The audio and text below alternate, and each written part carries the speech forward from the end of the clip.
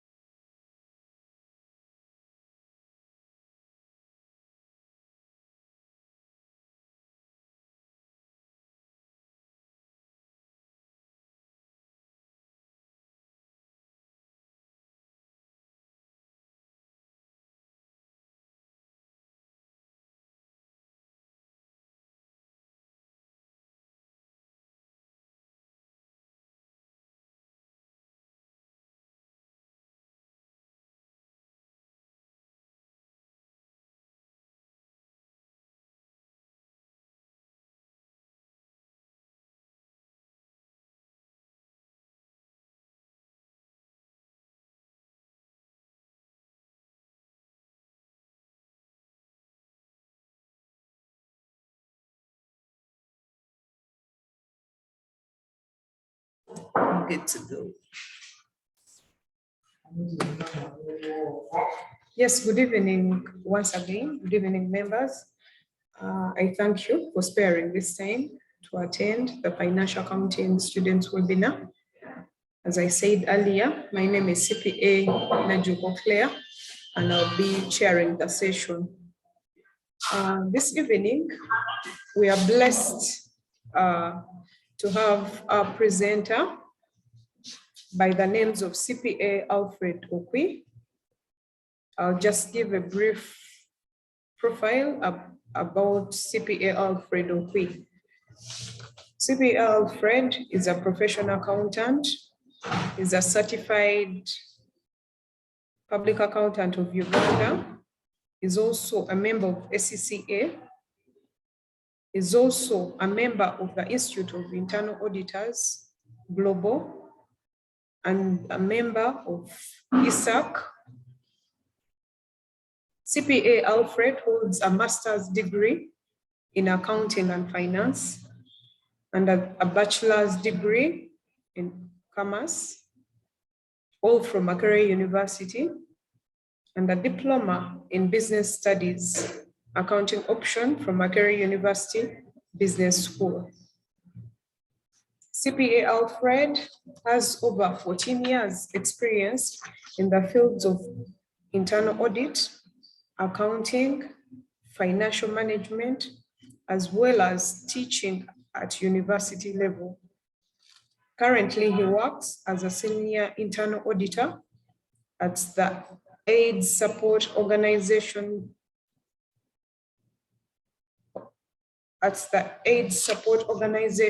in Uganda, that is TASO.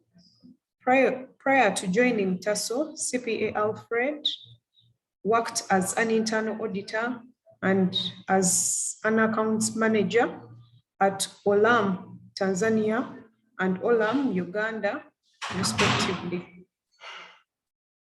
He also in the past worked as a lecturer in the Department of Accounting at Makerere University Business School.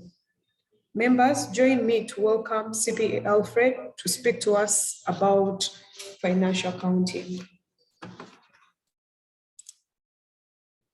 Alfred, over to you. You're most welcome. Thank you, CPA Claire. Good evening, participants. CPA Alfred Okwe, I welcome you to this webinar on Financial Accounting Paper 1. We'll be looking at various aspects over the last few sittings as we share during this webinar. So allow me stop the video and we dive into the presentation. This will be our presentation layout. I will briefly talk about the syllabus of financial accounting paper and provide general guidance when we are preparing to sit for financial accounting exam, and also focus largely on the areas of weaknesses as highlighted in the various examiners' comments or examiners' reports on the papers that we sat, or some of the candidates sat in September, June, March 2022, as well as December 2021 sittings. I will also provide some specific guidance on how to prepare for these areas identified by the examiner as challenging to candidates. So that will be our presentation and how it will flow. Starting with the highlight of the syllabus. As you well know, I believe financial accounting is paper 1, the foundation paper for the subsequent papers, papers 8, 13, and 14 of the CPA qualification. The overall aim of this paper is to enable students to develop an understanding of the fundamentals of financial accounting relating to bookkeeping and preparation of financial statements, largely at the basic level. The paper assesses knowledge, skill, and comprehension of the principles of accounting relating to largely double entry bookkeeping and preparation of financial statements. It's a paper of 3 hours, a 3-hour exam, having 2 sections, A and B, with section A having MCQs or multiple choice questions, and section B having questions that are more detailed, where you have leeway to answer not all of them. So generally, when you are preparing to sit for the exam, and I mean the financial accounting exam, one of the things that I'll mention here is that you should ensure that you adequately cover the syllabus in terms of preparation. This will help you to attempt section A adequately, because section A, like I said, is MCQs that likely covers most parts of the syllabus, or as well as section B, so that you will be able to have a chance of passing when you're adequately prepared. The other guidance is that you need to understand each topic comprehensively. I'll give an example of on accounting for depreciation for non-current assets in a way of explaining this particular point. Now, when you look at accounting for depreciation and disposal of non-current assets, there are several ledger accounts that are required, or that you are supposed to pass whenever a disposal happens. You might have the non-current asset account itself. You may have the depreciation account itself, the accumulated depreciation accounts, the bank accounts. If there is an aspect of evaluation, you'll have a ledger account to prepare, among others, including the disposal account. The reason why I say you need to prepare each topic comprehensively is many times I've looked at some of the papers set by the examiners, specifically in this topic. Not all the ledger accounts are required from the candidates. Some questions require candidates to prepare the non-current assets account, the accumulated depreciation account, the disposal account. Now, when you are preparing for such a question, for you, you can go ahead and prepare all the other related accounts, such that in case the examiner introduces a different account, an additional account, you are prepared for it. The third guidance is that ensure you answer all the MCQs. Looking at the examiner's comments some time back, I forget the sitting, the examiner indicated that some candidates did not complete section A. And these are just MCQs that you simply circle. I wouldn't want to encourage guesswork, but I can only say, please answer all those MCQs. Try to attempt all of them, including the ones you are unsure. The fourth guidance is that attempt all the required number of questions. Or if you are time barred, please attempt as many questions as you can within the available time to increase your chances of passing. The fifth point is that it's not advisable to attempt to investigate why a solution has not balanced in an exam when you still have more questions to attempt. CPA Claire did mention that I, at one point, taught at the university.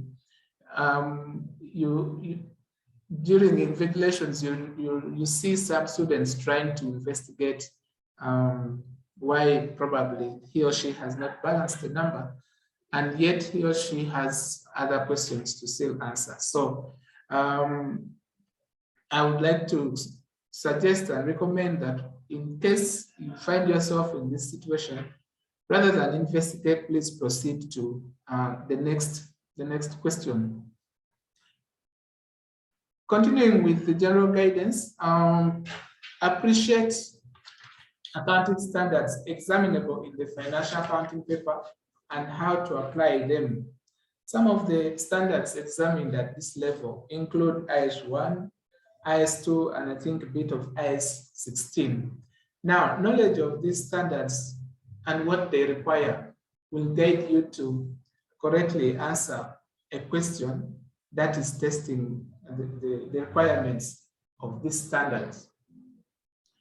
Next, I implore you to read the theory parts of each topic.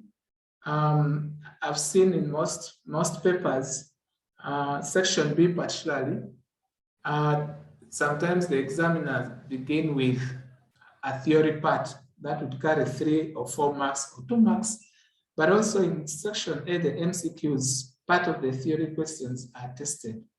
So do not concentrate only on computations. Please do read the theory bit as well, because they give easy marks, opportunity for easy marks to pick up. Next is learn how to prepare extracts. When you go through some of these question papers, there are some questions that would require a candidate to prepare an extract of some sort, maybe an extract of a TB, an extract of a bank account, an extract of statement of profit or loss, or an extract of a statement of financial position. What participants or candidates need to be aware of is when you're asked to prepare an extract, the examiner wants you to portray how whatever journal entries or solutions you have been asked to determine can feature or be reflected or be recorded in the respective extract, be it bank account, be it statement, profit or loss, etc. Important to note is these extracts need not balance. What I noted in one of the comments by the examiner, I think will come in a bit later, is the temptation of candidates, if asked to prepare the extract for statement of profit or loss, the temptation of candidates populating the entire statement of profit or loss with all the items that feature as per IS1, rather than just populating it with the journal entries for which you've been asked and showing the impact and how they will be reflected in those statements. So learn how to prepare these extracts. If it's a bank account extract, please note that you may not have the bank balance and the account may not be balanced off because it is just an extract. All the examiner is testing is whether you know that an entry will appear and can be reflected on the right side of the bank account. Appreciate double entry principles. And this is one of the principles that underlie accounting as a profession, regardless of level, whether CPA, whether master's, PhD, it's basically it's built on the double entry principle. And once you appreciate this, the financial accounting paper won't prove to be a problem, but importantly, the subsequent accounting papers that are built on the foundation of financial accounting paper won't pose a problem as well. The last bullet on that slide states that you need to understand which items appear on the debit and which items appear on the credit sides of the trial balance, but also understand those that can change sides. I'm given an example of the bank account, retained earnings, as well as their impact in case of change. Sometimes at the beginning of the year, a bank balance can be negative, but because of transactions during the year, the negative changes into a positive, which means it would start with a credit balance in the TB if it's negative, but because of transactions turning the balance into positive, it ends up on the debit side of the trial balance. Similarly, at the beginning of the year, you might have retained loss reflected in the debit column of the trial balance. But during the year, the entity makes sufficient profits for the year that overturns the retained loss into a profit, in which case it will change sides to the credit side. So we need to take note of some of these accounts that change depending on the transactions during the period, but at the same time, their impact in the statements of a financial position. For instance, the bank, a bank overdraft would initially be recorded as a credit, as a liability in the statement of financial position. But once it changes to a positive debit balance, then it will be reflected among current assets. Similarly, retained loss would have had an effect of reducing the equity of an entity, but during the year, if the entity makes profits that overturns the loss, then it becomes a retained loss, which would be added to the items of equity. So it is important to understand these items and what happens when they change. Now we move on to areas of weaknesses. And the comments here are basically extracted from the examiner's report. Starting with section A of the last sitting, September 2022. These were the comments, some of the comments from the report of the examiner. It indicated that majority of the candidates, one, were unable to correctly depict the accounting equation. Now, as already mentioned, the accounting equation is built on the double entry system, double entry principle, and therefore an appreciation of the double entry principle would help you to correctly depict the accounting equation. Majority of the candidates were challenged in determining the cost of the raw materials under IS2 inventory. I did mention earlier that we need to appreciate the principles underlying the standards examinable in this paper. And so understanding the principles that are embedded in IS2 inventory would help you to correctly compute the cost of any item, for any item of inventory that is being required of you. The examiner did mention also that some of the candidates failed to record the double entry where a sole trader took goods for personal use. And we need to know that when goods are taken for personal use, then there will be an adjustment in the trading account or the cost of sales section, because that reduces the quantity of goods available for sale, since it was taken out of the business and not for ordinary sale, not for sale in the ordinary course of business.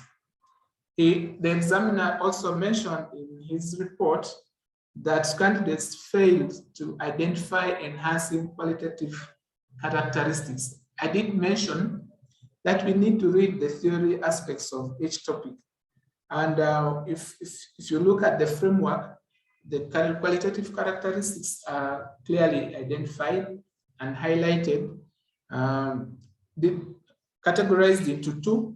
They are the fundamentals and the enhancing, but for purposes of the September sitting, I think the examiner was interested in the enhancing qualitative characteristics. So a candidate who has read this area would find it easy picking these marks. Lastly, on that slide, the examiner did mention that some of the candidates failed to compute the cost of damaged goods as per IS2 inventory, given the margin. That means that as we prepare for the paper, we need to comprehend the the concept of margin and markup and how it can be used to determine any item, any missing figure. So those were some of the comments relating to section A of the September 2022 sitting. We move to now areas of weaknesses specific to section B. And I've picked about 7 key ones that we shall look at one by one. And I've extracted comments from each sitting right from December 2021 to September 2022, depending on whether that particular question requiring that particular area of weakness featured in those sittings. Now, starting with end of year adjustments, over the period, I've noticed almost every other paper will have a question requiring a candidate to prepare either financial statements, but making adjustments on accounts that require adjustments at the year end. So when we look at starting with the September 22 sitting, question 6, required candidates to prepare statements of profit or loss, I think, as well as statement of financial position. Now, these were the comments from the examiner's report. Part B required candidates to prepare the statement of profit or loss. What the examiner noted in the report were as follows. One is that some of the candidates interchanged the sales and purchases figure in the trial balance that was provided in the question.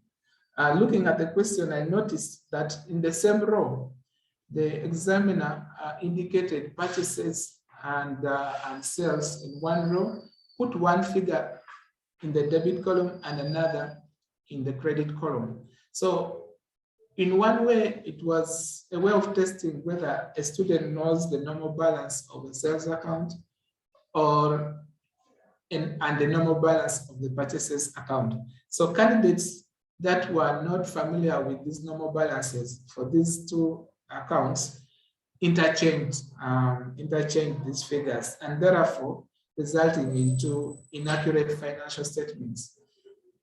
The examiner went on to indicate that some of the candidates failed to adjust for stolen stock in the trading account and only treated it as an expense.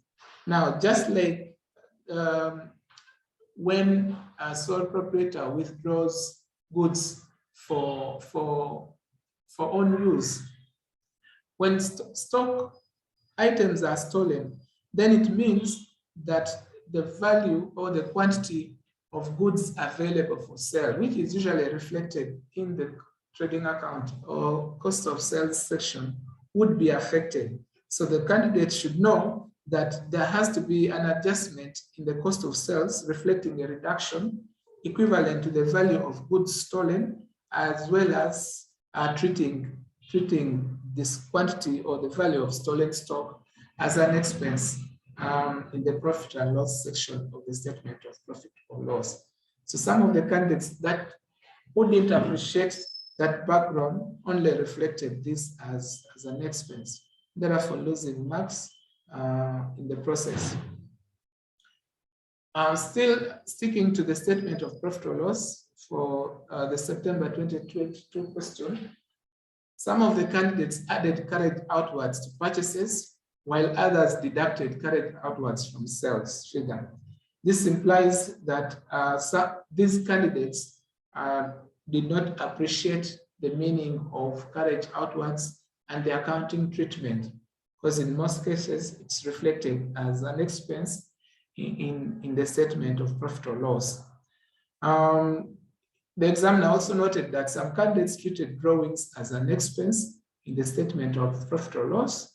Drawings have an effect on the company's equity, and therefore it is treated in that section in the statement of financial position. Still under the same statement, some candidates did not compute total cost of iron bars, that were stolen. The question reflected the quantity and the unit cost of iron bars stolen, and some of the candidates missed out on determining the total quantity of stolen iron bars and instead took the unit cost of an iron bar, eventually not getting the right figures in the statement of financial statements. Part B, Roman 2 of this question required candidates to prepare a statement of financial position. And these were the comments from the examiner. Some candidates transferred the retained loss as though it was retained earnings to the statement of financial position. I did mention this as one of the items that changed status during the course of the year. Please remember the treatment of retained loss is a reduction in the equity section, and the treatment of retained earnings is an addition to the equity of the entity. So we need to treat it as required whenever we are taking it to the statement of financial position. Some candidates failed to adjust for trade receivables where a bad debt was written off and a provision for bad debts created for the remaining receivables. It's important for candidates preparing to sit this paper to understand the process that it takes to recover a bad debt. I believe from your studies, you're aware that when a bad debt is written off, it's accounted for in the statement of profit or loss, and of course it affects the accounts receivables figure. Now, when 2 years or several periods after writing off the debt, that debt is recovered, then you have to account for it in the accounting way. Now, this particular question, some of the students had challenges writing off bad debts and also making a provision for the bad debts that remained. Then finally, for September 2022, some of the candidates did not recognize liability in the statement of financial position, where additional information reflected a customer who deposited cash in the business bank account but did not pick the materials. Now, this would, in essence, become cash that has been received in advance, for which the corresponding quantity of stock have not yet been taken. Until these items are taken, we need to recognize a liability as one of the lengths of double entry, because then we have an obligation to keep this stock until the customer picks them. The risk is still with the entity selling these items. So those were some of the comments from September 2022 sitting. Moving on to March 22 sitting, particularly question 4. These were the comments. Whereas the questions clearly stated that the profit was after appropriations, candidates went ahead to make appropriations make appropriation adjustments on this profit. Now, this question particularly was on preparing financial statements for a partnership. And in this particular question, there was profit that was not supposed to be appropriated. But then the candidates, some of the candidates went ahead to appropriate even when the figure given was already net of appropriations. So it means that some of the candidates at that time could have crammed that when you have profits, you have to make appropriations. before you share them. This particular one treats such candidates because the examiner provided profit that had already been appropriated. Part B of that same sitting, question 4, required the preparation of capital and current accounts. Now, the examiner did indicate that few candidates prepared one account and titled it capital and current accounts, implying they did not understand that these accounts were supposed to be prepared separately. Now, this calls for an appreciation of the method that a particular partnership uses to maintain her capital. It can either be fixed capital balance method or fluctuating capital balance method. So in which case we need to be able to know which kind of approach or method of maintaining capital that the examiner is requiring the candidates to use, so that you use one which is required of you in the particular question. I recall, I think for the fixed capital balance method, there is a separation between the capital account and items that would form the current accounts, e.g. interests, commissions, etc. Whereas the fluctuating capital account balance method combines all. So it is important for us to understand the distinction and apply as required. Part C of the question in this sitting, the examiner noted the following: that many candidates failed to compute the correct net book values of non-current assets, and that many candidates were unable to post accrued income under current assets. Instead, they showed it under current liabilities. It's important for you as you prepare for this paper to understand the double entries. First, the meaning of accrued income and accrued expenses and their effect in the statement of financial position. Accrued income in this case would be income that the entity has earned because it has either sold an item or provided a service, but has not yet received money for which the service or item was sold. So in that sense, the entity gets or earns or has a right to receive that income. And that's why it should be recorded as a current asset. So I implore candidates, participants to appreciate the meanings of those terms and the accounting treatment. Still in this sitting, the examiner noted that the adjustment that led the bank balance to increase was ignored by a majority of the candidates. I did mention in the opening remarks or general guidance that there are items whose balances would change, can change from debit to credit and back. And sometimes students going by the examiner's report forget that when you have, for instance, an additional information, a requirement that a customer whose money was pending has brought the money, then that adjustment automatically will affect the bank balance if the money was deposited in the bank.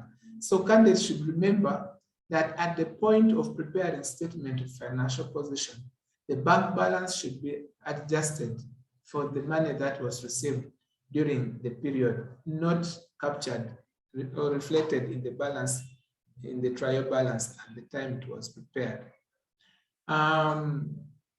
Some of the candidates did not post unappropriated profit under the capital of this question. This question did indicate, again, still on the statement of, preparing financial statements of partnerships. This one in particular did indicate that there was some portion of profit which the partners agreed not to appropriate. In this case, share amongst themselves, but keep it within the partnership business. So some of the candidates did not post this under the partner's capital and reflect it in the statement of financial position. And therefore, such candidates lost such marks. The prepaid income was reflected under current assets instead of current liabilities. I just mentioned this in respect to accrued incomes, accrued expenses, prepaid incomes, and prepaid expenses. Candidates are advised to understand the distinction and accounting treatment of these elements. In March 22 March sitting, question 5. These were the comments from the examiner. That the candidates did not derive the credit sales and credit purchases from the trade receivables and payables account, respectively, to add on the cash sales and cash purchases. Now, question 5 related to more or less single entry, and therefore it tested candidates' ability to use the contra accounts of receivables and payables to determine credit sales and credit purchases, respectively, in order to arrive at the total sales and total purchases figure for the entire period. Now, candidates who are not familiar with contra accounts fail to get the total sales and total purchases for the period. Still in that sitting, that particular questions, expenses such as salaries, utilities, loan interests that needed to be adjusted to get the expense to be charged to the profit or loss challenged many candidates. Many candidates indicated drawings as expenses, which is conceptually wrong. You can see that the item drawings is featuring in many questions, but still majority of the candidates in that respective sitting had challenges treating them. So please review the accounting for drawings again as you prepare for this paper. Also related to single entry, I know there is a slide on single entry, which I'll explain in details, but you need to determine expenses that require adjustments and how they should be adjusted in accordance with double entry, such that you can post the right figures to the profit or loss for the period. Then lastly, for this area of end of year adjustments, in question 6 from the December 2021 sitting, the examiner indicated that few students could not distinguish between returns inwards and returns outwards. And that means they lost marks because returns inwards would affect the returns inwards is in relation to items for which a business has sold, and for one reason or the other, the customer decides to return, whereas returns outwards relates to items for which the entity acquired or purchased from a seller, but decides to return for one reason or another. So we need to appreciate the accounting treatment for them so that we correctly treat them in the statement of profit or loss. The adjustment on bad debts recovered and rent were poorly attempted. Now, we need to know that when you decide to write off a debt as an entity, then in that period, that debt is recognized as an expense. Now, subsequently, it could be that you had probably a customer, John, to whom the business sold items worth 1 million, and for one reason or another, John disappears without trace. And so management decides that John's, the amount owed by John be written off the 1 million. So when you write off that debt, say in 2021, it means you have de-recognized John as a debtor and recognize the respective amount owed to the business as an expense. Now, come 2022, for John probably gets saved, receives salvation, and realizes that it was wrong for him to run away. And he comes back, walks back to the premises and decides to pay the 1 million. So it would mean that in this particular year, you are receiving income, because initially in the previous year, everything was closed off. So how we record this, the money recovered, is guided in accounting, that you first recognize the data. In this case, reinstate John as a debtor, and then recognize the amount that you are receiving from John, and then close the respective accounts, balancing them to the statement of profit or loss. In which case, the amount recovered will be recorded in the statement of profit or loss as a credit reflecting income or under other incomes, because there is no sale corresponding to the money that John has paid back after it has been already recognized as an expense. So that's why it's recorded in the statement of profit or loss under other incomes in some books. So appreciate the double entries embedded in there so that you don't have challenges. You don't have challenges when the same requirement comes tomorrow or in the next paper. I hope I'm still being heard. Can a participant confirm that he or she can hear me well? Just to be sure.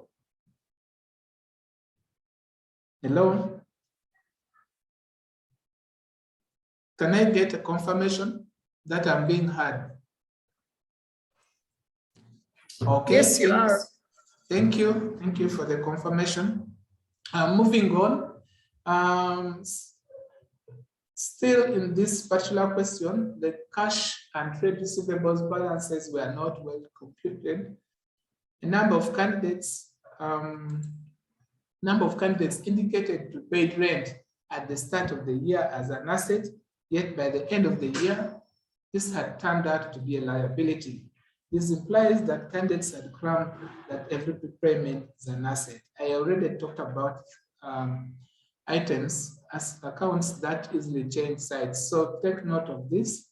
And in 4, the examiner indicates that at the beginning of the year, there was a retained loss which candidates could not recognize. This still demonstrated inadequate knowledge and a double entry. And again, I did mention this because it featured in the previous questions already presented.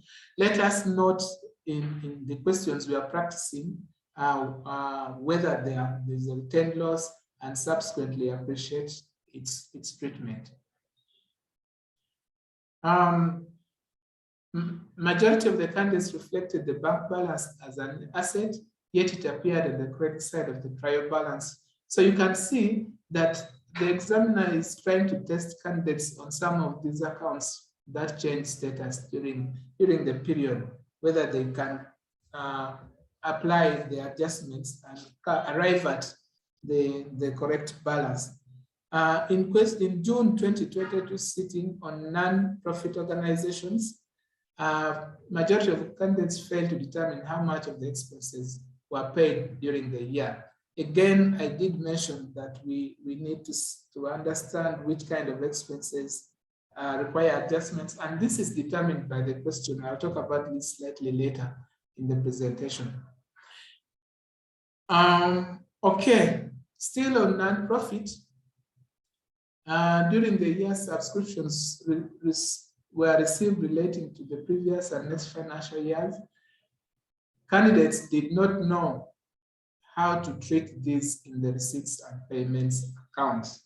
So when preparing, reading the topic accounts for non-profit organizations, please comprehend what subscriptions relate to.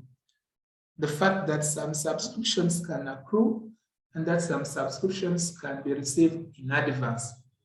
And that whereas subscriptions can be received every year, a portion of these subscriptions may relate to a period of a longer term, what we call life subscriptions. And so we need to determine each of these and then treat them accordingly.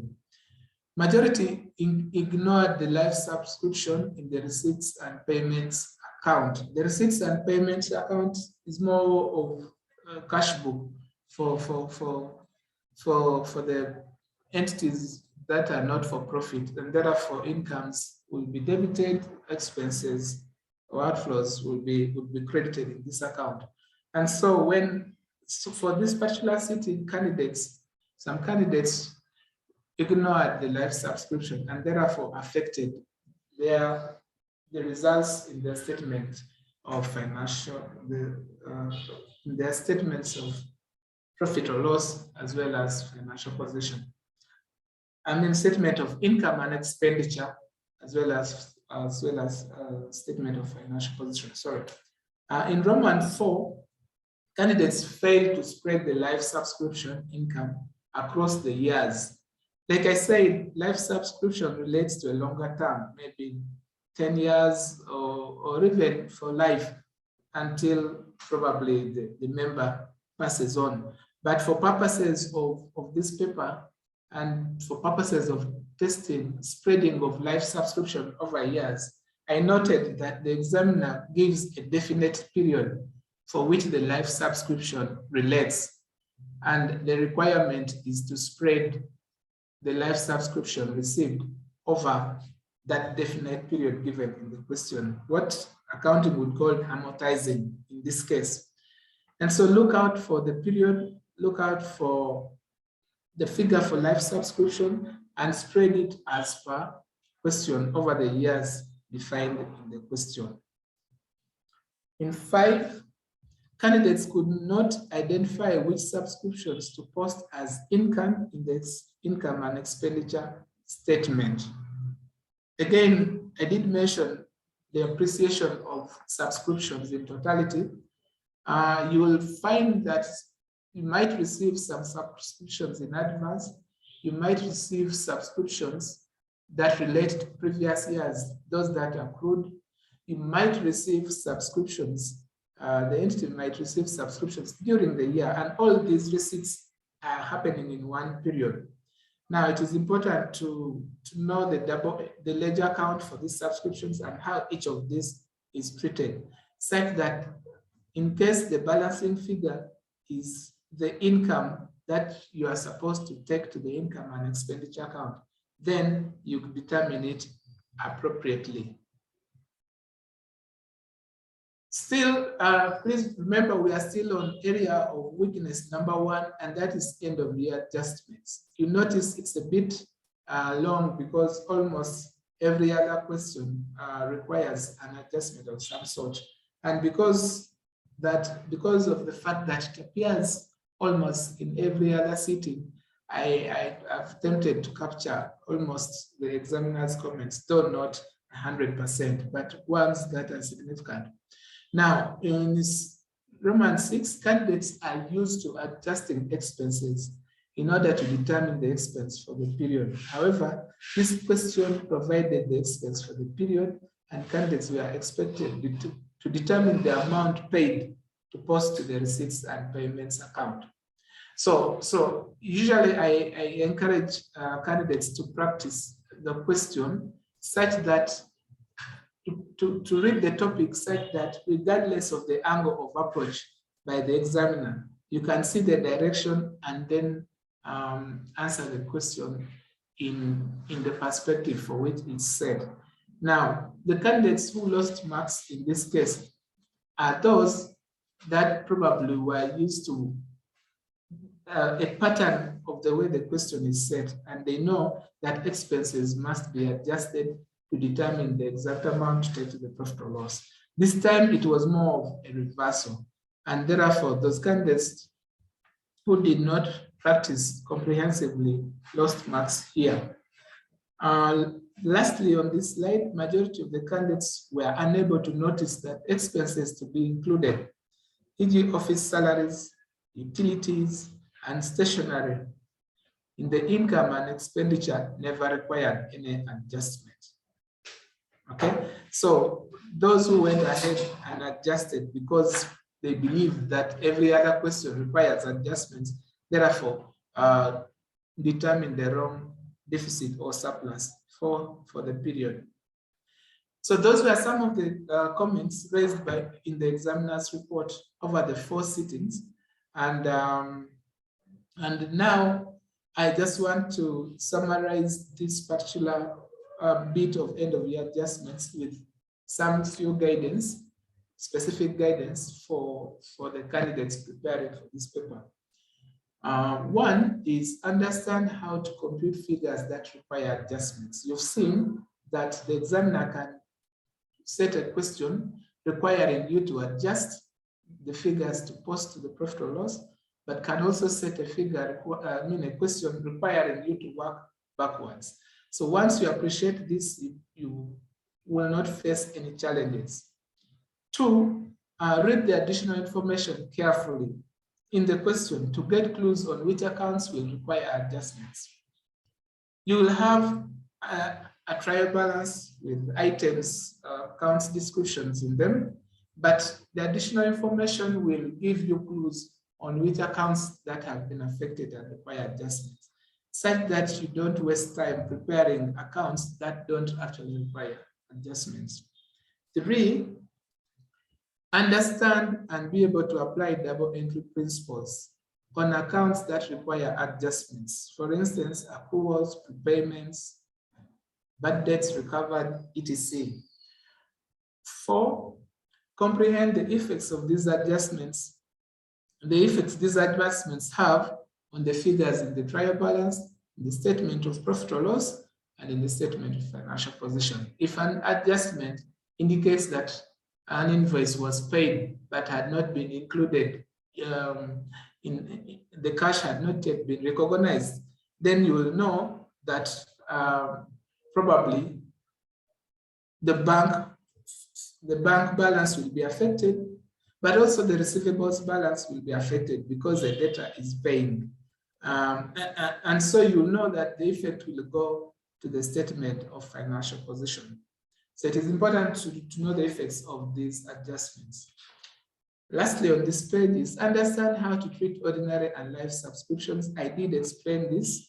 Be keen on how the life subscriptions should be treated in case you are required to amortize. Please do so and present the balances accordingly in the statement of financial position. So that was the first key area that I wanted to share with participants. We move to the second, and that is the area of depreciation.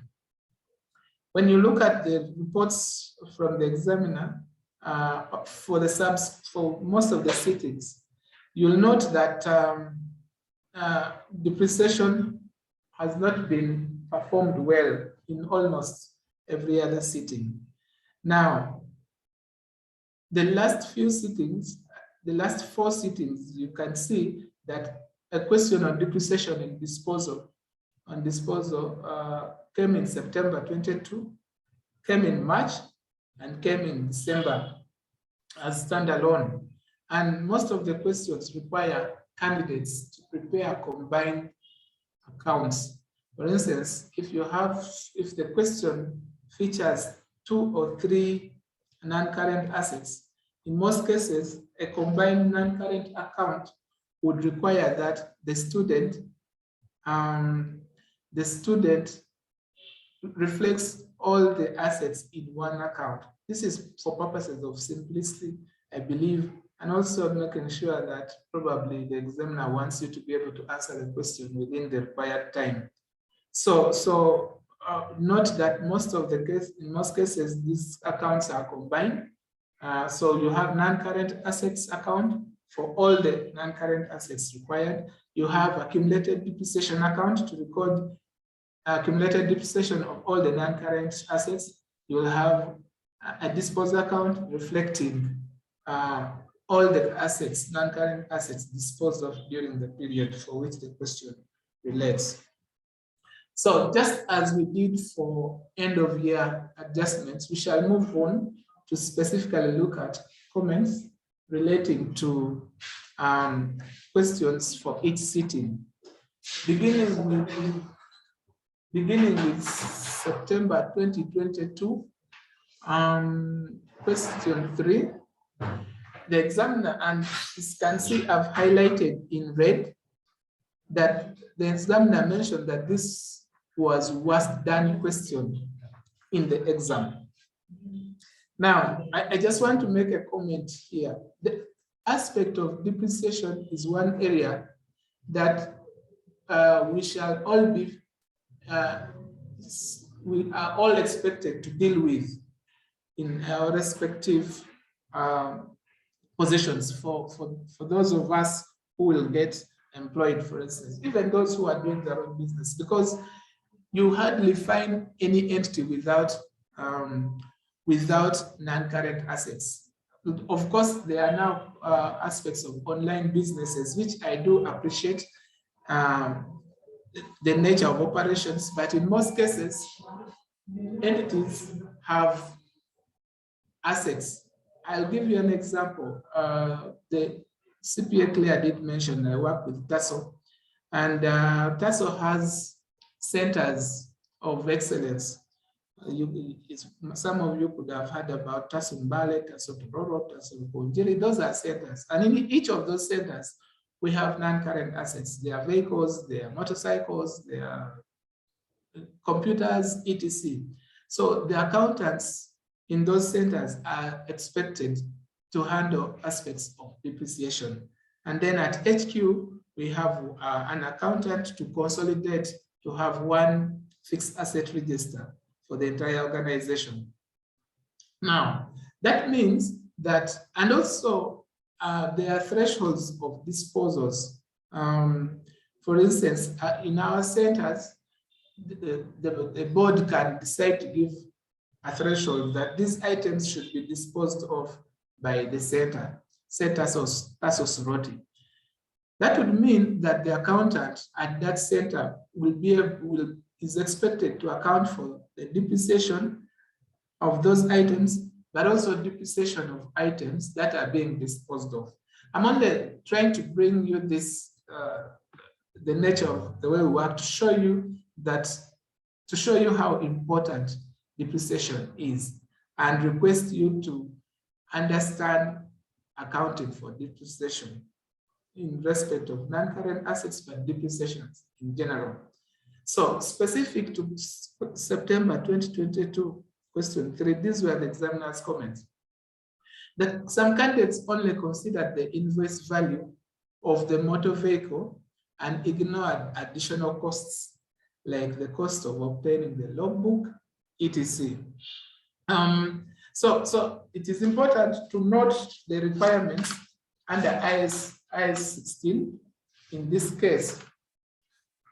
Recall that for those of you who have already probably read IS 16, that part of the costs of a non-current asset includes costs that are directly attributable to bringing the asset to its present location and condition necessary for the asset to operate in the manner intended. That means that where you have an asset being acquired and there are additional costs that the examiner has indicated as relating to acquisition of that asset, then you need to ask yourself whether such a cost, whether each of those costs was required to take that asset to its location and condition necessary for it to work in the manner it was intended. I'll give you an example of again, in TASO, we were procuring, at one point we procured a 40-feet container from Kampala being transported to one of the centers up country. When it reached the gate, the vehicle that was carrying the 40-feet container could not enter the premises because of the angle the gate was constructed, but also the road, the narrow road, the turn, making the turn became difficult for the vehicle. because the 40-feet container in itself was very long. So what happened was the 40-feet container was dropped at the gate. And therefore, the organization was forced to look for a specialized vehicle in order to pick this container from the gate and take it to the position where it was intended to be used by the center. Now, it would mean that the additional costs of picking it, because we had paid for the container, we had paid to transport it to the respective center. And so one would say the total cost would be the cost of the container as plus the transport cost. But now going by IAS 16, it would mean that we had to also include the cost of picking the container from the gate where it was dropped until it was set up where it was intended to be used, because that still was a cost incurred to take it where the center wanted it to be. So understanding the requirements of IAS 16 in relation to determining the cost of an acquired asset is key to helping us determine the right cost of the asset. Notice again that when you determine erroneously the cost of the asset, then you will depreciate a wrong figure and subsequently losing marks. The examiner did mention also that some candidates fail to time apportion depreciation by the company's policy. It is important as candidates that we look out for the depreciation policy in the question. This will help you to depreciate correctly in real life or real work experience. An auditor would, if you depreciated a non-current asset not following the policy, an external auditor would pick that as a non-compliance to your policy, and you wouldn't want such to appear in the management letters that are provided. So it's important to understand what method. If it is time apportioning, then go ahead and time apportion appropriately. If depreciation on disposal is not charged in the end last year, or disposal, please treat it as such. Some candidates debited disposal proceeds in the disposal account. I did mention something, gave an example on depreciation, that it is important to practice with all the relevant accounts, such that you do not have challenges with some of these accounts, because the disposal proceed would be proceeds for the business, and you would expect it debited in the bank account and credited to the disposal account. Then some of the candidates did not transfer the accumulated depreciation on the disposed motor vehicle to the disposal account. Please take note that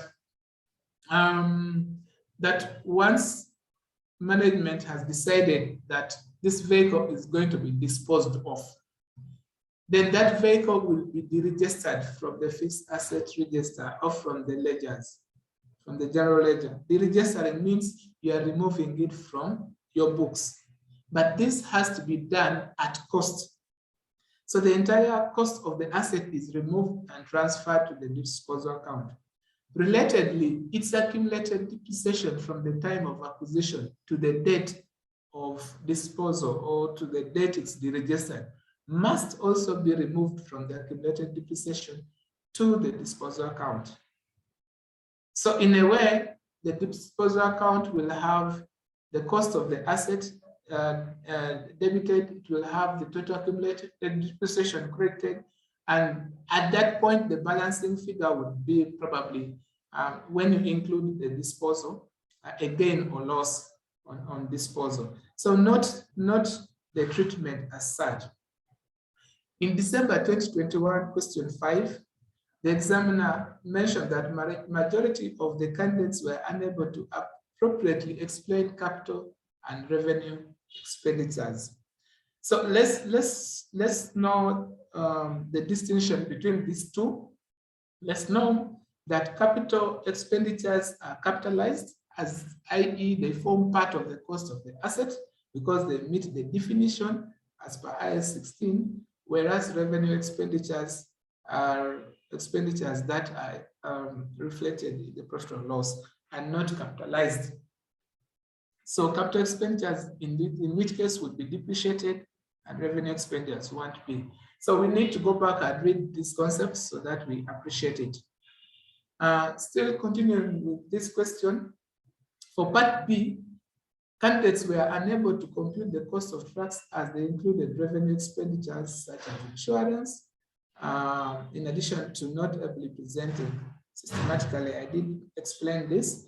And then in the motor vehicle account, some candidates credited the disposed of trucks with their net book values or their sales proceeds instead of the cost. And I think I did mention something related to that. Moving on, for the accumulated depreciation account, some candidates posted the annual depreciation charge on the debit side instead of crediting. And this is where I still emphasize that when practicing for such questions, ensure you prepare all the related accounts. Do not restrict yourself to what the examiner is asking.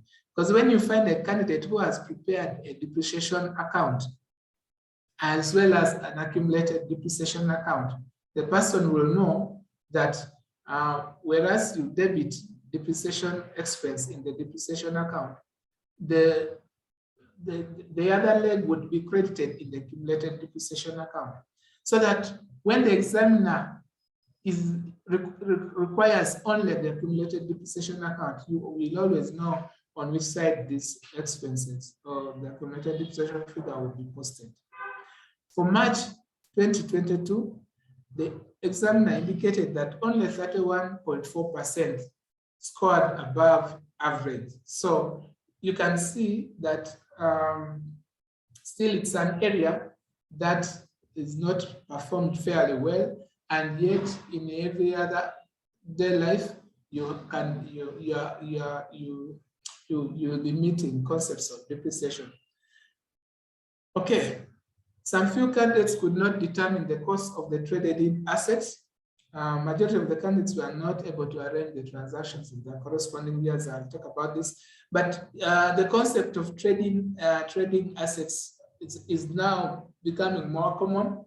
But at a personal level, some of you who have gotten new cars from the bond, having had an old one, you opted for the option of taking the old one to the bond owner, discussed and agreed on the value of the old one, and then picked the one you want and topped up money.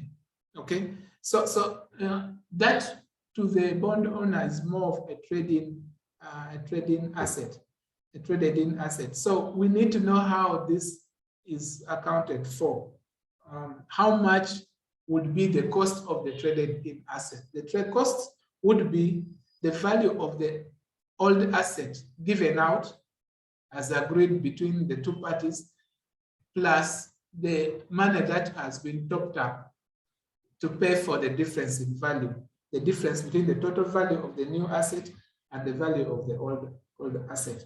So we need to know that, know the double entries for this so that we get marks in case tested again. Right. Majority of the candidates only posted the opening balance accurately. Majority did not properly compute the depreciation charge for the year and accumulated depreciation on disposed of assets. So it is important to know the policy and how we can compute them. Now, general guidance, specific guidance on preparing for a question on disposal. One is comprehend the steps of the disposal processes, right from the time a decision is taken to dispose of an asset, transferring it to the disposal account, transferring the related accumulated depreciation to the disposal account, recognizing the proceeds of the assets that has been disposed of, and then continuing to charge depreciation on the assets that have remained. And this should be done chronologically based on the dates. So if in March you disposed of, the entity disposed of an asset, please ensure that in March, on the same date, they recognize that asset from the non-current asset account, go to the accumulated depreciation account. In the month of March, they recognize the accumulated depreciation and take it to the disposal account before you can handle transactions that happen subsequent to that date. That's what I mean by chronological order. It will help you and not confuse you. 2, understand and be able to apply the distinction between capital and revenue expenditure and understand the double entries required. And I did emphasize again in bold there that in your practice, attempt to prepare all related ledger accounts. It will help you understand the topic better. Understand the company's policy on depreciation, whether it's time apportion or not, and then compute accordingly. If it is a question that requires 2 or 3 years, then compute 1 year after another. Again, that backs on the chronology that I was talking about, closing off each year before you move on to the next year, because the closing balances of year 1 become the opening balances of the subsequent year. 3, be able to accurately compute opening balances of non-current assets and related accounting depreciation. Some of the questions I've noticed set by the examiner will have assets acquired prior to the period you are supposed to begin preparing. And so we need to be able to compute the related opening balance, but also the opening balance for the related accumulated depreciation. So moving on to area of weakness number 3, please remember we had end of year adjustments as number 1. We had depreciation on disposal of non-current assets as number 2. Now we have errors as number 3. So if you've noticed, I've slightly picked areas that the examiner has indicated as challenging to candidates. So in part 3 of section B, errors, questions requiring correction of errors came in September 22 as question 2, June 22 as question 4, March 22 as question 6, December 2021 as question 3. So that means the last 4 sittings, this has been examined. Now, specifically for now, the questions relating to correction of errors might require you to prepare journal entries, prepare ledger accounts like a suspense account, correct a trial balance, correct a net profit that was erroneously arrived at, and redraft a statement of financial position. Now, you may not find one question asking you to do all this, but you will find a question asking you to do a bit of what I've mentioned. Focusing on September 2022, the examiner mentioned the following, that some candidates could not easily identify which accounts were affected by the errors and therefore could not correct. One of the underlying principles in corrections of errors is double entry. And once you appreciate double entries, you'll be able to clearly identify which accounts require correction, how to correct it, and how to pass the journal entries for the correction very well and accurately. In bullet 2, the examiner mentioned that some candidates corrected all the journal entries with suspense account, even when some of them did not require the suspense account. Those who have revised this topic by now should have observed that in most cases, it is only errors that cause differences in trial balance totals whose correction require the use of the suspense account. So if an error has caused a trial balance not to balance, then in most cases you are going to require a suspense account to correct that error. Where the error does not affect the trial balance totals, then you will not use the suspense account. You will simply make the entries in the respective accounts to correct the figures for those specific accounts. In bullet 3, the examiner noted that some candidates interchanged journal entries while attempting to correct errors. Again, this speaks to the double entries and appreciation of how errors are corrected. Part C of the question required candidates to prepare a statement of corrected net profit. Majority of the candidates left this part unattempted, meaning that probably when they are preparing for this question, they stop at preparing a suspense account. Please, when you get a question that has given a statement of financial position as well as net profit erroneously arrived at, please go all the way to the redrafted statement of financial position as part, as part of practice. The examiner also noted that some majority of the candidates attempted to prepare a full statement which was not asked for. I did mention when you are faced with preparing an extract that all you need to do is reflect what items you're dealing with and not a full statement. And then lastly, majority of the candidates did not understand the effect of the errors on the reported profit and therefore could not know whether to add or subtract the transactions. As you practice, please try to appreciate the effect of each error on the accounts they affect, such that you can go ahead and accurately adjust those balances. Part B required candidates to redraft the statement of financial position. These were the comments from the examiner. Candidates could not correctly compute the net book values of assets as they ignored the accumulated depreciation that was given in the trial balance extract. Some candidates failed to get the cash and bank balances, failed to adjust the cash and bank balances, even though the candidates could correctly journalize the transactions. So you have, on one hand, candidates that do not know how to correct or journalize the errors. On the other hand, you have candidates that could journalize the errors, but are challenged affecting the corrections in the respective statements of financial statements. So let's practice this. Majority of the candidates did not transfer the adjusted loss to the statement of financial position as an adjustment in equity. So because then, once you are required to redraft the statement, the net profit, to restate the net profit, given that you have corrected the errors, then it means that you go to the statement of financial position and now use the correct net profit arrived at following the errors adjusted. You shouldn't forget that.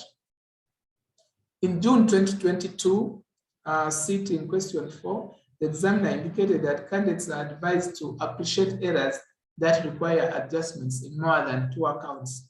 Sometimes there are questions I've seen in the papers, for instance, where, say, a discount received of 100,000 was credited in the discount allowed column as 200,000.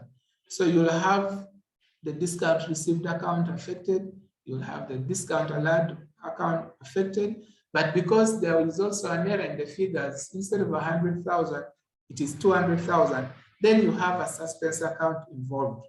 So where you have more than 2 accounts, you need to practice how to treat them correctly. In the March 2022 sitting question 6, only 20.2% of the candidates who attempted the question scored above marks. So again, it points to the fact that this area is not prone to, is not being performed well, and yet to error is human. And that we are all bound to make mistakes, whether you're a professional or not. Knowing how to correct these mistakes in our everyday work life is very important. I remember my first job in one of the banks. Each time you would make a mistake, you are guided on how to correct it, and then you print the whole process, the whole record, and file it to be used as part of the appraisal at the end of the period. So that meant that the fewer the errors committed, the more chances of being confirmed in that position. In 2021, you can see that this time around, the examiner provided a template, a hint on how the trial balance should be provided while correcting errors, but it was not followed by some of the candidates.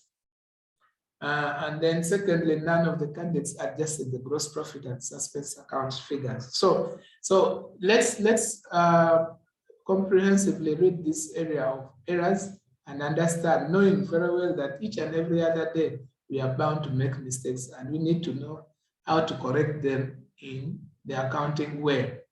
So what do we do when we specifically preparing for a question on errors? Critically study the double entry principle, the errors that affect and those that do not affect the trial balance. This guides on when to use a suspense account. I implore you to prepare adjusted trial balance as part of practice, even when it's not required. This will improve your understanding on double entry. Practice posting of corrected errors to the suspense account. In the end, when you have posted all, both sides of the suspense account should be the same, and therefore there shouldn't be any balance unless there's an error in the question.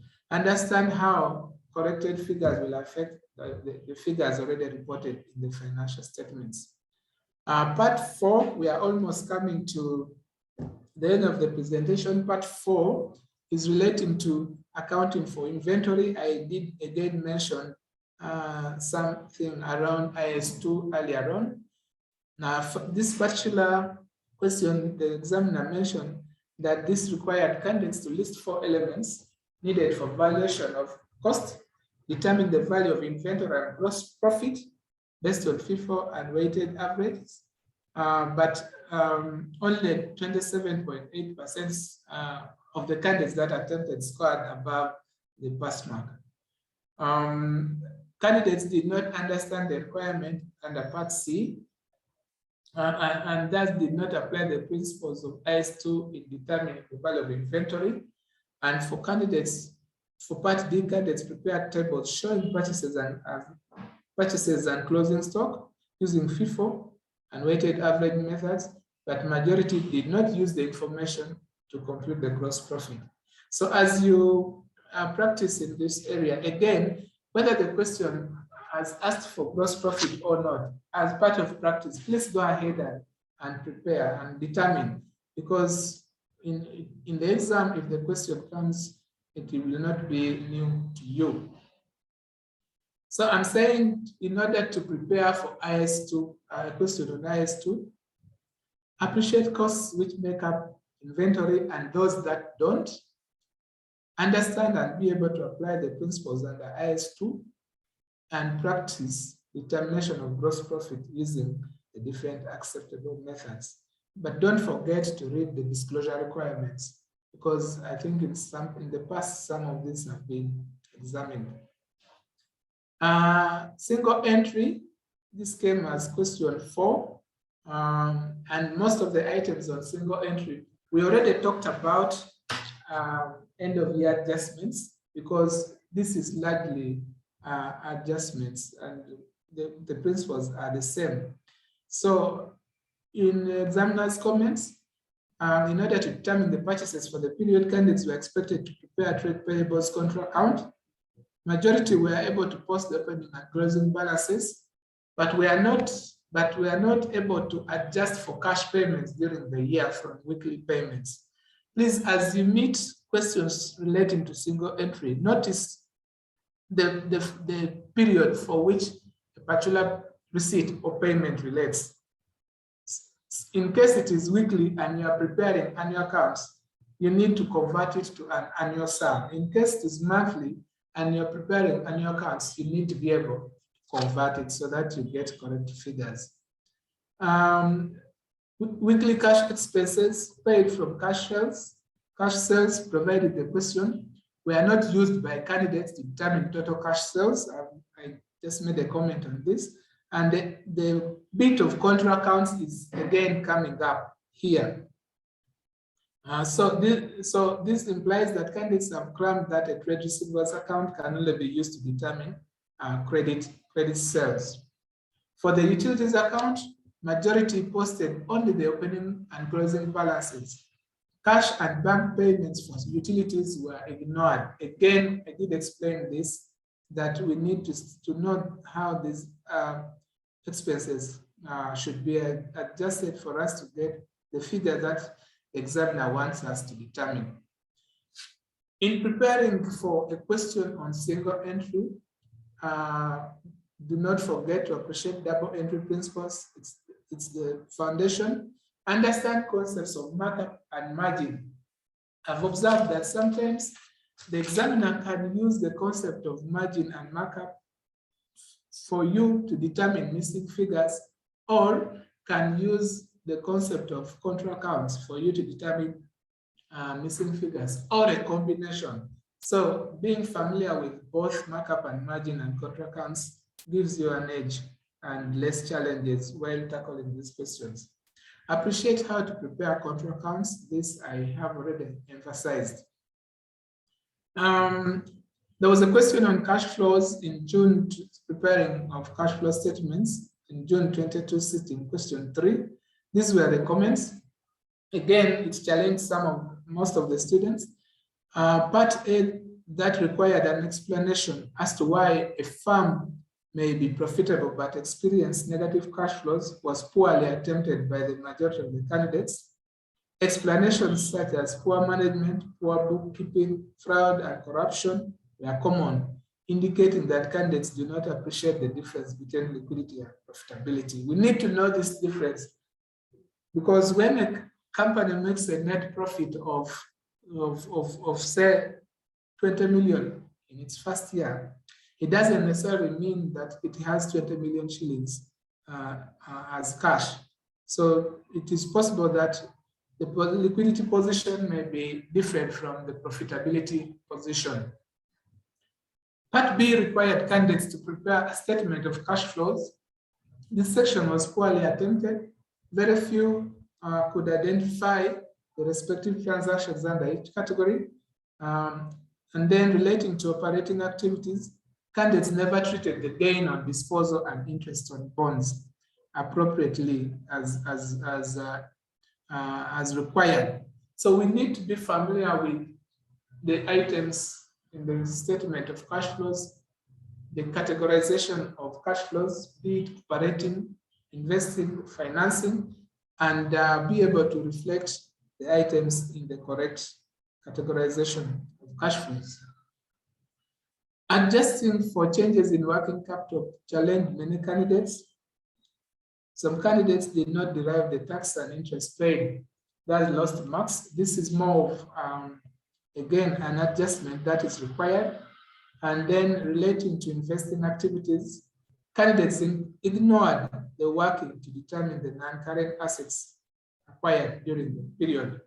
So this means that IS 16 still comes in as an adjustment here, and knowledge of it will help us determine the correct cash flow position.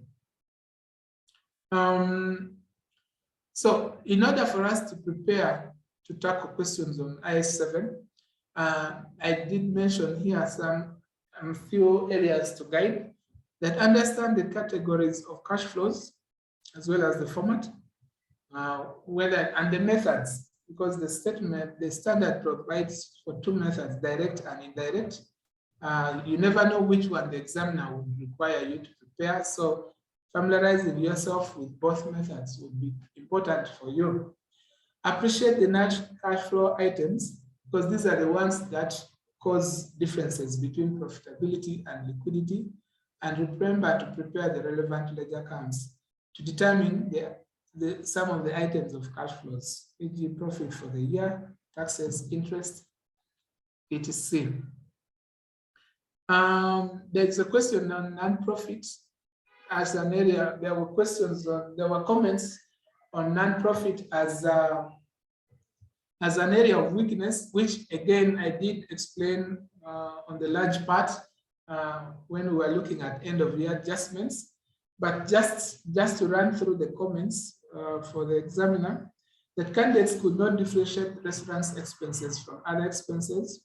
In this particular question, the entity was operating a restaurant, on the one part, and as part of the operations of the not-for-profit entity. Now, it's important to understand that the basis for doing an income generating activity in this case would be to supplement the not-for-profit entities' incomes. But because of the nature of the activity, then we have to determine whether the activity, for instance, the restaurant business, has made a loss or a profit. That is the reason why we prepare a statement of profit or loss for the business ventures of non-profit entities, but only for us to take the profit to the income and expenditure account as a source of income, or the loss to the income and expenditure account as a reduction on the incomes for the entity.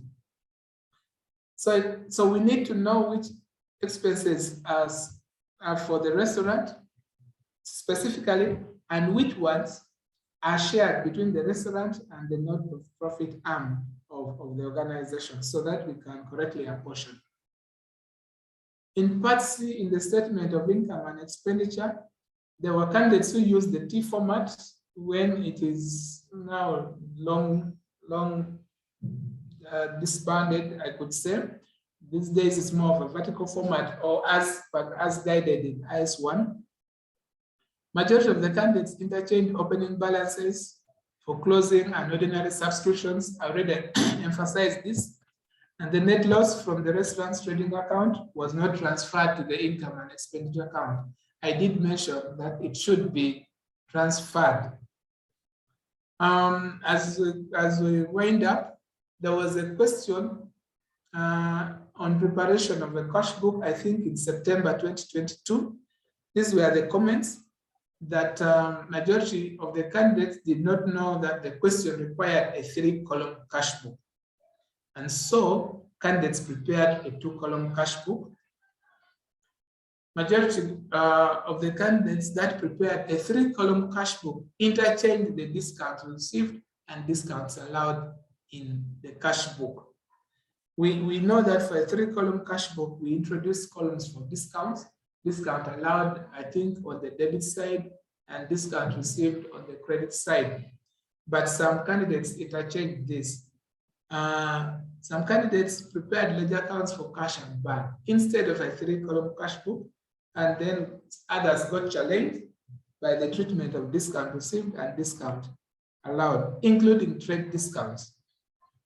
It's important to mention here that there are 2 major kinds of discounts. There's a cash discount and a trade discount. Usually trade discounts are on bulk purchases and therefore are not recognized in the books. It is only cash discounts, i.e. discount received and discount allowed, that we account for. How do we prepare for a question requiring us to prepare a 3-column cash book? 1, read the question carefully to get clues on whether some of the transactions include aspects of discounts. That will tell you whether to prepare a 3-column cash book or a 2-column cash book. Practice preparing a 3-column cash book. It will help you to know the format so that you don't interchange columns of discounts, for instance. Please remember, trade discounts are not always reflected in the books. Only cash discounts, i.e. discount allowed and discount received. Understand the accounting treatment for cash discounts. It will help you prepare the 3-column cash book and complete the process very well. Last but not least, I made mention of manufacturing, preparation of financial statements of manufacturing concerns. Preparing financial statements of manufacturing concerns, just that some key comments. End of year adjustments apply here. However, know the distinction between costs and how these are treated. Know the computations, adjustments, apportionment, and treatments of expenses that require adjustments. That is when you'll be able to take the correct costs where they belong, either as factory overheads, or as selling and distribution, or as office and administration, respectively. additional guidance for your consideration. This is now in general as I conclude. That please show your workings clearly. Marks are allocated for workings as well. 2, consider reading what is required of you in the question first. Then you move back to reading the body of the question. Whenever I get a question paper for financial accounting, I go straight to the required section of the question. Once I understand what the examiner wants, I will now read the body of the question, tailoring it, knowing the direction of the examiner. And lastly, read the examiner's comments, usually posted on the website of the institute. I might have captured a few here, but not exhaustively. It will help when you read for each session, for each sitting, so that you do not make mistakes made by candidates that sat in those respective sittings. Okay, so please remember, exam questions are within the syllabus. Each one of you is capable of passing, and I'm wishing you all the very best as you prepare for your exams, not only financial accounting, but all the subsequent exams as you pursue the CPA paper. Thank you so much for listening. I hope I've been loud and clear and not interrupted by network. Over to you, CPA Claire. Thank you so much. Yes, thank you so much, CPA Alfred. It has been very educative, but I'm not seeing any questions in the Q&A.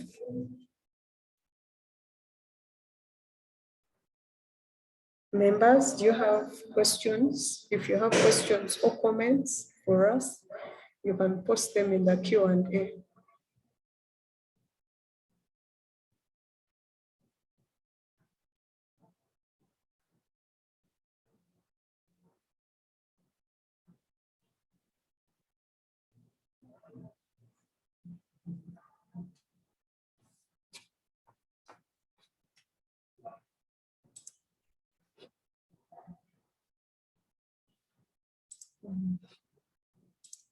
Okay, I'm seeing one question from Josephine to Alfred. Is it a must to use the T format for workings? Claire, can I answer this? Yes, it's to you, Alfred. Okay. Now, is it a must to use the T format for workings? I don't think it is a must, because you can use probably a vertical layout and still come up with the same figure, correct figure. So either the vertical format or the T format should be allowed, and therefore allocated the same marks. Joseph, I hope that answers you, Josephine. Thank you for the question. Yes, I think that answers Josephine. I'm seeing John Bosco. John Bosco appreciates the presentation. Then there's one from Richard. He says, how do I time myself to ensure that I finish the paper on time? Yes, Richard, how do you time yourself to ensure you finish the paper on time? You can think around it this way, that you have each question, I think, carries a total of 20 marks, okay? And you are supposed to attempt, I think, 5 questions in total in 3 hours. So that means that you have 3 hours is about 180 minutes. That's all. So you have about 180 minutes to do 5 questions. and each question carries 20 marks. Now, when you divide, sorry, I'm going through the mathematics bit, but I'll come to you I'll summarize that, probably it will guide you. When you look at 180 minutes, you'll need 180 minutes to do a question of 100 marks in total. So that means each mark carries about 1.8. For you to get 1 mark and finish within the required time, you'll need about 1.8 minutes. Now, when we multiply 1.8 minutes by 20, just a moment, let me try to determine that.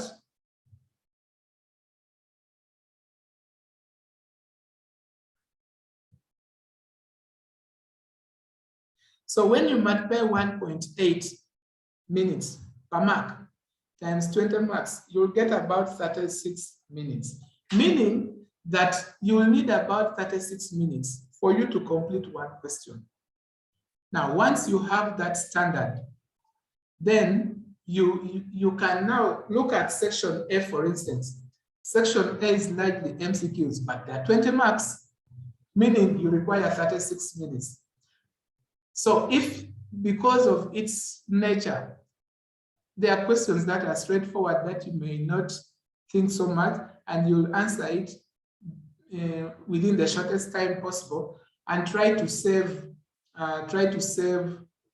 time instead of using all the 36 minutes. Now, when you go to section B, if you're stable, you can actually time that I'm starting section B, question 2 at 10 a.m. and therefore by 10:36, I should be able to complete. In other words, you get an estimated time that you should be able to complete that question, and you keep on glancing on the time. That is if it's not too much to ask, because at the end you will get whether you have overshot your time on that particular question or not, and also have a better picture on the overall time left and plan for it accordingly. You can rush through, or you can pause and get to another question, depending on how you're utilizing your time. There is really no one solution fits all for time management, but I think that could give you some bit of guide on how to manage your time. Hopefully that helps. Thank you. Yes, thank you so much, CPA Alfred. I'm sure Richard has understood and now knows how to finish the paper on time. There's a comment from Silva. Okay, he's asking whether he will receive the slides. Yes, Silva, worry not. You'll get the slides. Then there's Job. Job is just thanking CPA Alfred for the educative presentation. And there's Anonymous. This one has no name, but he says there's a slide that passed by where he was talking about prepaid income, and he said most students put it under current assets instead of taking it under current liabilities. And he's asking to kindly clarify, is it under current assets or current liabilities? Over to you, Alfred. Okay, thank you. Unfortunately, this participant has not renamed, but prepaid income, in a sense, if you look at it from an entity that has received the income, prepaid income is income received in advance, for which that particular entity that has received the income has not yet provided either a service or made a sale in respect to the income for which it has received. And therefore, that brings in an aspect of an obligation. that yes, we have received this money, but we have not yet made good the purpose for which that money has been received. The reason why it is reflected as a liability, because the organization or the entity that has received money in advance still has the obligation to pay. I'll give you an example for tenants or landlords, tenants and landlords. When you're moving, when you get a house that you want to rent, and the landlord says that I want 4 months rent upfront before you even shift. When you pay rent equivalent to 4 months before you shift, the landlord has received income, rental income in advance, but he has the obligation to accommodate you for the 4 months. For as long as he has not yet accommodated for you for the 4 months, accounting-wise, he is obligated to do so because he has already received the money until the prospective tenant has stayed or has been accommodated in the landlord's premises for 4 months.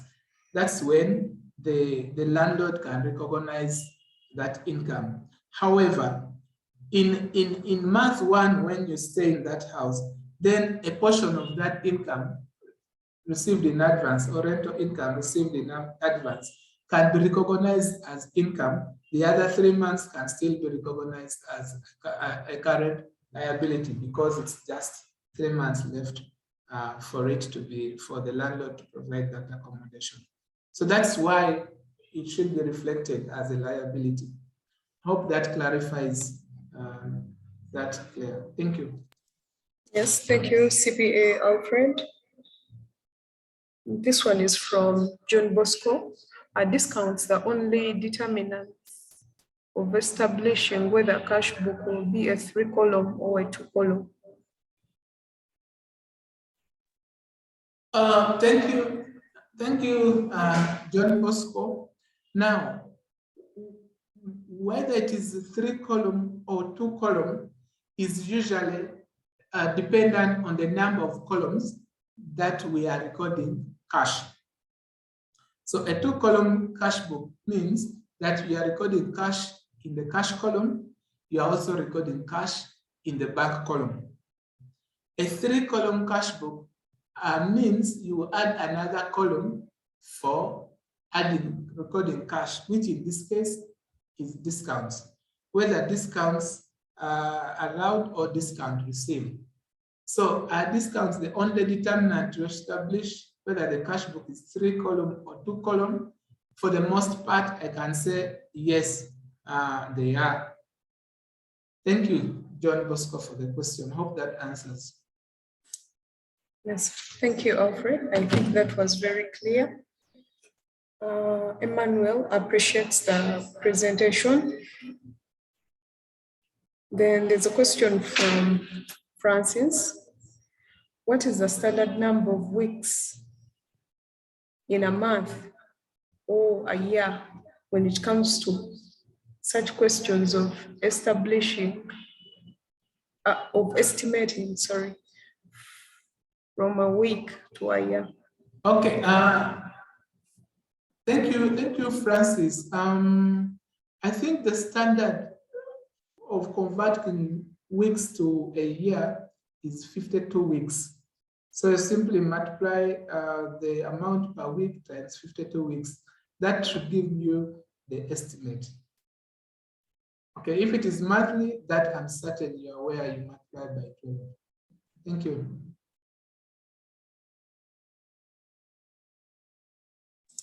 Thank you, Alfred.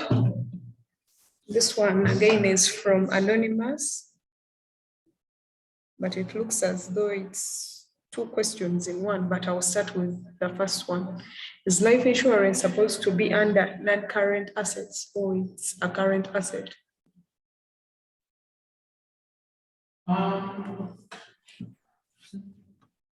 Yes, now, not yes in the sense that I'm answering the question, but I'm not certain whether this person is referring to life subscription or life insurance. I needed to have clarity on that. If you are looking at life subscription, then you are looking at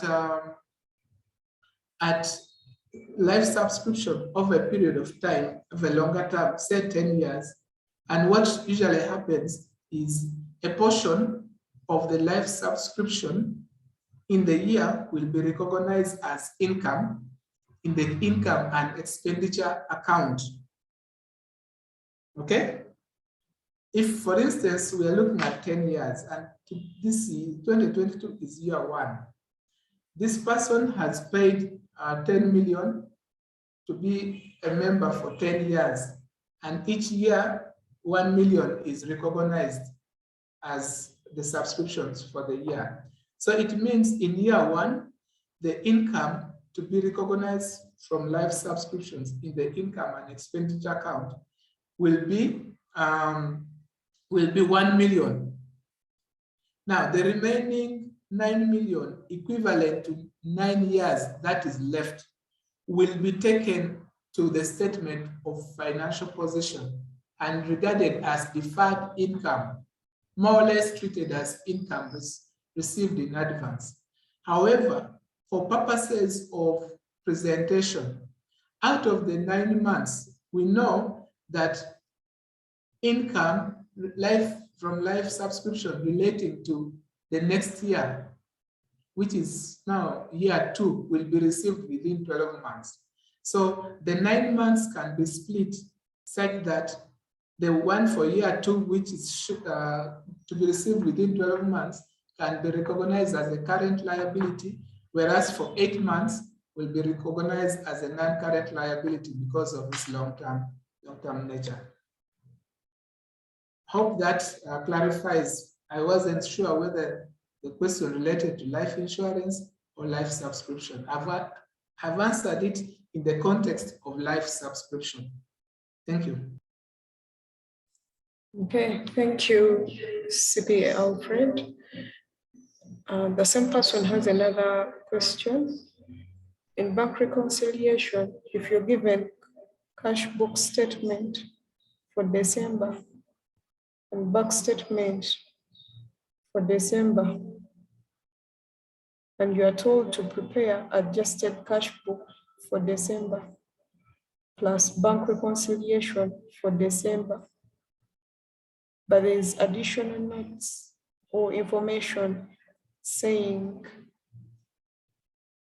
that in the previous month of November, there were unreconciled items for direct debits, direct credits, unpresented checks, or uncredited checks. How do you treat those unreconciled items from the previous month when preparing reconciliation for the current month? Thank you. Again, this Anonymous. It's anonymous. Mm-hmm. Now, the first thing you'll note is the moment the previous month bank reconciliation was performed. For instance, you use the month of November. You will notice that the opening balance in the cash book for the month of December would be the same as the opening balance for the bank statement for the month of December. Where you find the opening balances for the same months are different, it means there are some balances in the previous months that were not reconciled. And I think this is the basis for your question. So you when preparing the cash book, adjusted cash book for the month of December, notice that if there were unpresented checks in the month of November or uncredited checks in the month of November, it could have been an aspect of timing difference that probably those checks were received or presented to the bank late, probably towards the end of November, which means that in the month of December, such checks have now been processed by the bank, in which case they will now appear either in the bank statement, in most cases in the bank statement. So What I'm trying to say is that as you prepare the adjusted cash book for the month of December and the bank statement for the month of December, check whether those items in the previous months now appear in the current month for which you're preparing reconciliations. And if they appear, then that would have been taken care of. If not, you continue reflecting direct debits in November as such, because they are not yet cleared. Although in practice, it's not good to have items. It's not good to have recurring items or reconciling items over a long period. It points towards something that can pick the auditor's attention. Thank you. Yes, thank you, Alfred. Another question, someone is saying, kindly throw more light on how to treat drawings. Okay, yes, drawings. Now, drawings are in two kinds. There's drawings in cash, there's drawings in kind. Now, for drawings in cash, when the owner removes money for something totally unrelated, it means that the business has lost money because money was taken to do something not business related. So if it is cash, then the bank has lost money, the business's bank account or cash account for that matter. And so the credit will go to the cash account or the bank account, and the debit will go to a drawings account, specifically open to track drawings. At the end of the period, this drawings account has an effect on capital of the business, because then the business has lost some money which has done nothing to the business. So if for instance, you put 1 million in the business as total capital, and each time when you pick 500,000 to pay school fees, for instance, then your capital ceases to be 1 million anymore, because the 500,000 you picked is not circulating within the business. And that's why drawings affect capital. Now, the other category of drawings is drawings in kind. This time, instead of picking cash, you find a sole proprietor operating the retail business is picking a kilogram of a bag of sugar to probably give as a gift in an introduction ceremony. Now, it means that purchases or the stock that was purchased would be required to be reduced by 1 bag because it has been taken. It's not sold, it's just taken out of the business. But we know the value of that 1 bag, which would be again reflected in the drawings account, and it will affect capital. Because drawings directly affect capital, it's usually not expensed by the business in the accounting sense. Hope that answers HP. Thank you. Over to you, CPA Claire. Thank you, CPA Alfred. This is from Yona. Yona is grateful for your presentation, but is asking for your contact. How do you respond to that? That in case he needs help.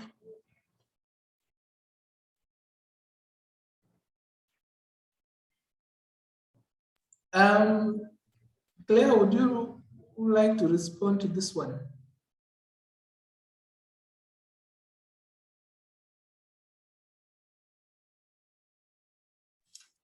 I think what I would tell you now is that CPA Alfred is not in the business of tuition, but in case you have any question, you can go through ICPAU. Yes, there's that platform for students. You contact us directly in case of any query, and we shall be able to respond to you.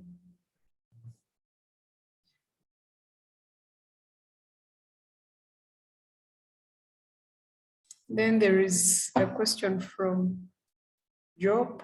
So kindly help shed more light on how to handle depreciation of assets. Disposal question. When it comes with accumulated depreciation, cost of assets as balanced says brought forward.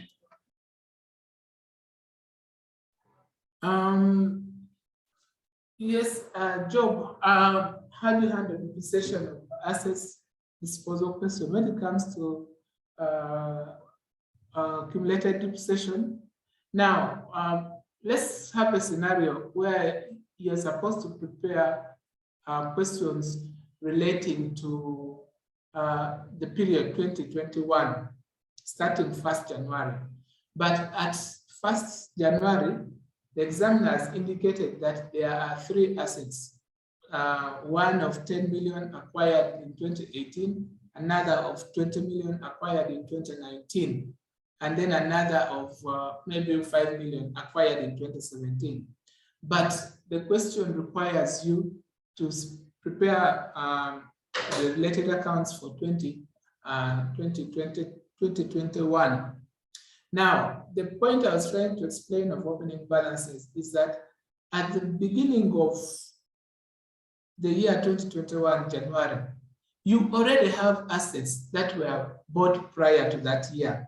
And therefore, it is important to determine the opening balances for these assets in the non-current asset account, which means you are simply going to add the total cost of these 3 assets, the 10 million plus the 20 million plus the 5 million, if those were the correct amounts I mentioned as an example, to give you 25 million, as opening balance in the non-current asset account. Now, but we also know that right from the time they were procured, these assets had been depreciated or were depreciating. So you look at the question, look at the depreciation policy, whether it is straight line or reducing balance, and then depreciate each asset from the time it was acquired until 1st January 2021, when you are determining opening balances, or 31st December 2020 for that matter. So once you depreciate each asset over the period it has been in use, then you will add up total depreciation, total accumulated depreciation for each year to determine the depreciation balance as at 31st December 2020, which will become the opening balance as at 1st January 2021. And going forward, you can now depreciate for the year you're required to prepare ledger accounts. Thank you.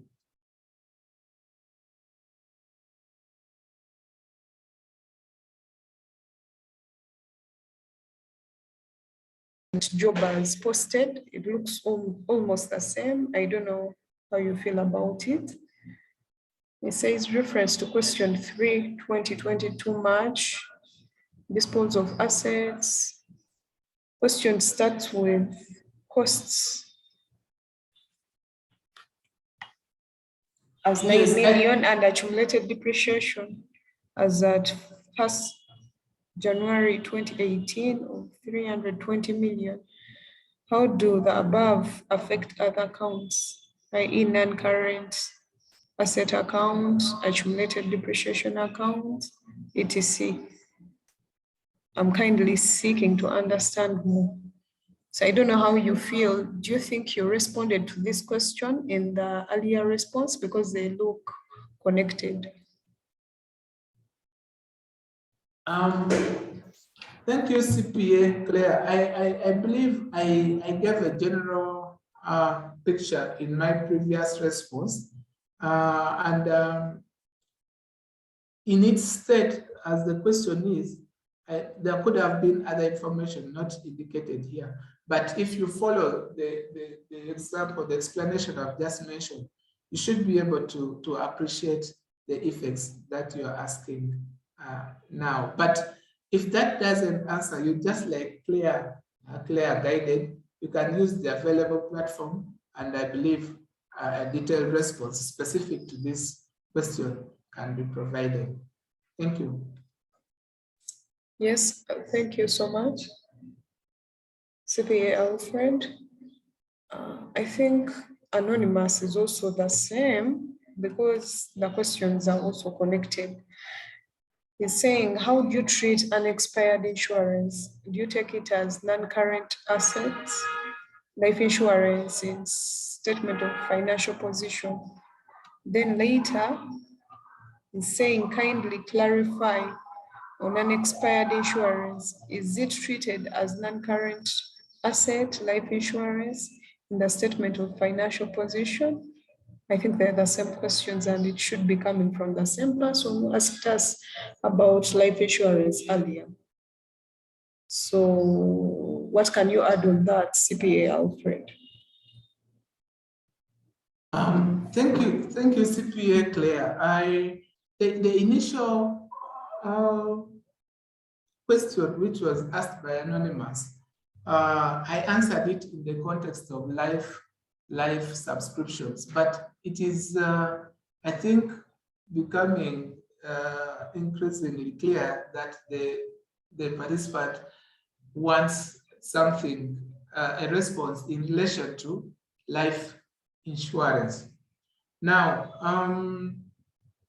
it is the response to this question would be better if we have knowledge of the policy, the insurance policy in relation to life insurance, if I'm getting the question right, and probably the entity, because when you look at organizations, I'm not sure whether they provide life insurance for their members or whether this question is from the perspective of an entity that sells life insurance as a product. So I may not be able to clearly give a definite answer, given that I've not appreciated the context in which it's being asked. But like Claire has guided, let Anonymous share this and the platform so that we can, with more details, so that we can provide a definite answer for him or for her. Thank you. Over to you, Claire.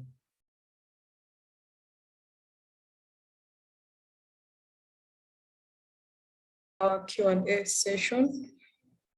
Otherwise, if members have questions, you post it at students at ICPAU.com. So that, yes, so that your questions can be responded to. Otherwise, thank you so much, CPA Alfred. I've also gone back to class and I've reminded myself of financial accounting. It has been great. And according to the responses we got in the Q&A, I see people have really appreciated the presentation. And thank you, participants, for actively participating. Thank you so much. I think I call this webinar to a close. And some members are now, I'm sure, are traveling back home. Have a good night, everyone. Okay, thank you, CPA Claire. Good night, everyone. Thank you, Claire. Good night.